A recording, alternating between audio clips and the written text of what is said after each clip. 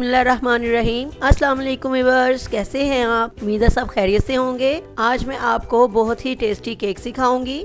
वैसे मैंने बहुत ज़्यादा केक बनाए हैं, लेकिन ये मेरा फर्स्ट केक है। ये मैंने सबसे पहले बनाया था।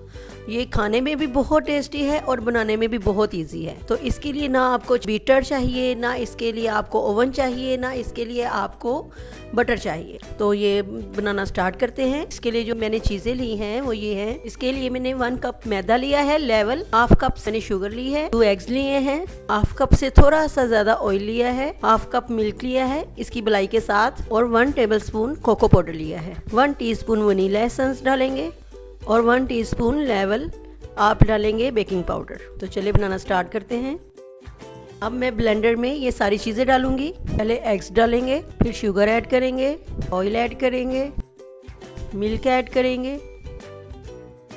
वनीला एसेंस डालेंगे, इसको अच्छी तरह से ब्लेंड करेंगे। इसके लिए आपको चीनी भी अलग से पीसने की ज़रूरत नहीं है, इसी में बहुत अच्छी ये हल हो जाएगी। ठीक है, सॉरी ये मैं पहले आपको लेमन जूस नहीं दिखाया। 1 लेमन जूस डालेंगे और इसको दोबारा से ब्लेंड करूँगी। ये देखिए कितना स्मूथ बैटर बन गया है, बिल्कुल इसमें चीनी का दाना नहीं है। अब मैं इसमें मैदा डालूंगी। मैदे को मैंने पहले एक दफ़ा छान लिया था, अब मैं इसको दोबारा से छान के डालूंगी। ठीक है, इससे ये बहुत फ्लफ़ी बनेगा। अब मैदे में ही हम बेकिंग पाउडर भी डाल देंगे और साथ साथ इसको छानेंगे और मिक्स करते जाएंगे। पहले हाफ डालेंगे और अच्छी तरह से मिक्स करेंगे।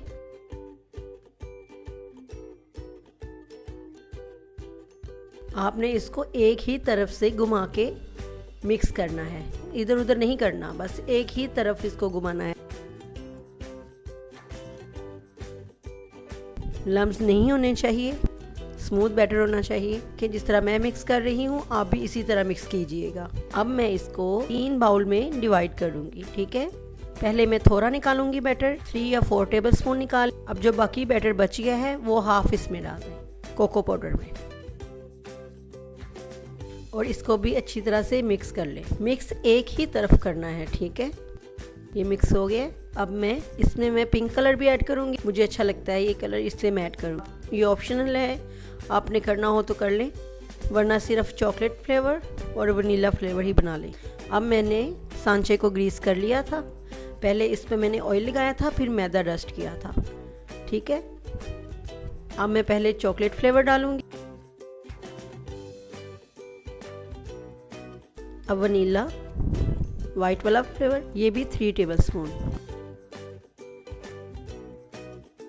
रेड वाला कलर डालेंगे। अब इसी तरह सारे डालेंगे। ठीक है, चलिए इसे थोड़ा सा टैप करेंगे। अब आप इसको इसी तरह भी छोड़ सकते हैं और अगर चाहें तो ऊपर से थोड़ी बहुत डिज़ाइनिंग भी कर सकते हैं। अब मैंने टूथपिक के साथ ये थोड़ा सा इसके ऊपर इस तरह डिज़ाइनिंग करूँगी मैं।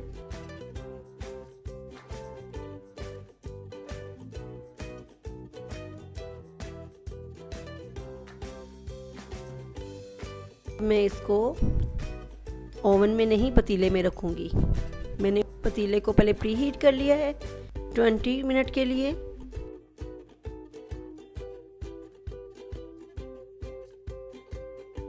पहले हम इसको 4-5 मिनट के लिए हाई फ्लेम पे रखेंगे, फिर इसको दम वाली आंच पे रखेंगे। ठीक है, टोटल आपने 35 मिनट्स के लिए रखना है।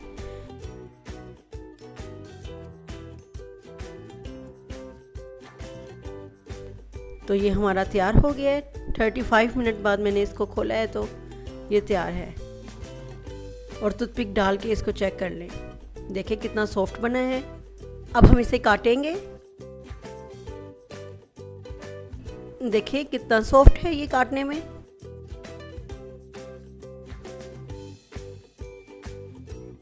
देखें लेयर्स, देखें कितनी प्यारी लग रही हैं इसकी।